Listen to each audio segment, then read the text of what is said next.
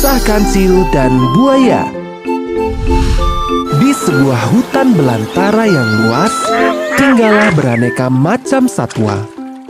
Salah satunya adalah seekor kancil. Kancil yang satu ini terkenal akan kepintarannya. Selain pintar, ia juga sangat ramah. Hai bebek, asik sekali kamu berenang. Iya Kancil, air di sini sangat segar. Semua hewan di hutan itu merasa senang dengan Kancil.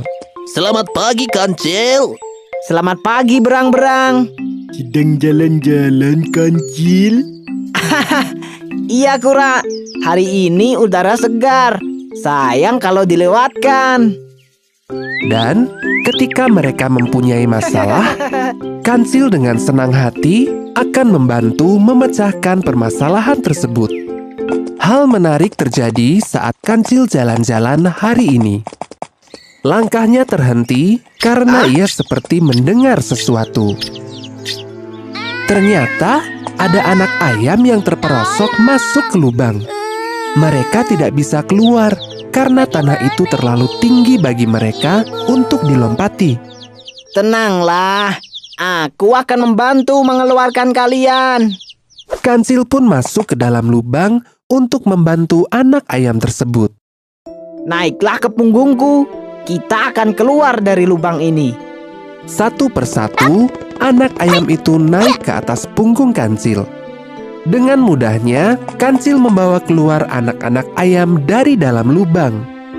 Setelah keluar dari lubang, Kancil mengantarkan anak ayam itu ke induknya. Sepanjang perjalanan, mereka bernyanyi bersama. Aku anak sehat, tubuhku kuat. Na na na na na na na na na na na. Aku anak sehat, tubuhku kuat. Na na na na na na na na na na. Tak begitu lama, Kancil melihat seekor induk ayam yang terlihat bingung. Nampaknya ibu kalian sedang mencari kalian. Hai induk ayam, sepertinya kau mencari anakmu. Mereka tadi terperosok. Lalu aku membantunya keluar. Oh, anak-anakku. Nah, turunlah prajurit-prajurit kecil. Mereka pun turun satu persatu dari punggung Kancil. Induk ayam senang telah ditolong oleh Kancil. Terima kasih, Kancil. Makasih, Tuan Kancil. Sama-sama. Jaga mereka baik-baik. Sampai jumpa. Dadah. Hati-hati, Tuan Kancil. Kancil pun melanjutkan perjalanannya. Di tengah perjalanan, ia merasa lapar dan mulai memakan dedaunan yang segar. Dedaunan ini belum cukup membuatku kenyang. Kancil kemudian melanjutkan perjalanan untuk mencari makanan lain yang lebih segar. Semakin siang, cuaca terasa semakin panas. Sinar matahari hari ini sungguh terik. Aku jadi haus. Kancil pun berhenti di tepian sungai untuk melepas dahaga. Segarnya air sungai ini. Aku sudah tidak haus lagi. Air pegunungan memang menyegarkan. Kerongkonganku tak lagi kering. Selesai minum, Kancil melihat sesuatu yang menarik di seberang sungai. Itu pohon buah-buah yang segar. Namun sayangnya, arus sungai itu begitu deras. Kancil tak berani menyeberangi sungai itu. Kancil segera mencari akal untuk menyeberang. Andai ada sesuatu yang bisa membuatku sampai di seberang. Tiba-tiba, ia melihat beberapa buaya yang sedang tertidur di dekatnya. Aku jadi punya ide. Aku bisa memanfaatkan buaya-buaya ini. Kancil pun membangunkan salah satu buaya. Buaya, bangunlah sejenak. Hei, kenapa membangunkanku? Kau mau menjadi santapanku? Tenanglah dulu. Aku membangunkanmu untuk memberi berita baik bagi kalian semua. Aku membawa hadiah daging yang segar dari raja. Untuk itu, aku harus menghitung jumlah kalian. Berjajarlah sepanjang sungai agar aku mudah menghitungnya. Benarkah?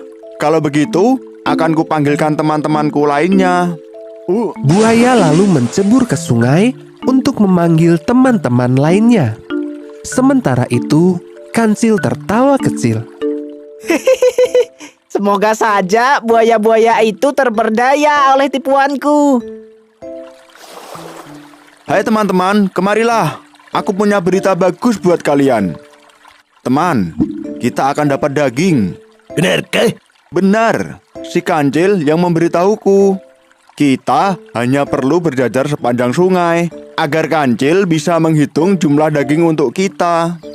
Semua buaya pun berkumpul. Dan mereka mulai berjejer-jejer sepanjang sungai hingga membentuk seperti jembatan. Inilah yang diharapkan oleh Kancil. Nah, bersiap-siaplah buaya. Aku akan menghitung kalian. Iya, lekaslah mulai menghitung. Kami sudah lapar. Kancil mulai melompati punggung buaya satu persatu sambil pura-pura menghitung.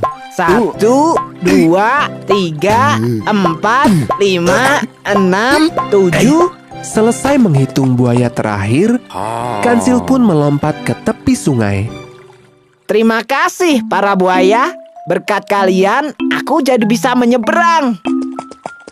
Setelah itu, Kancil langsung berlari kencang meninggalkan buaya. Hah? Menyeberang? Apa maksudnya? Jangan-jangan kita ditipu. Maksudmu, ia menjadikan kita sebagai jembatan penyeberangan? Buaya pun menjadi kesal karena ia merasa ditipu oleh Kancil. Awas kau Kancil! Sementara itu, Kancil berhasil menjauh dari para buaya. Dan kini ia sedang menikmati buah-buahan yang segar.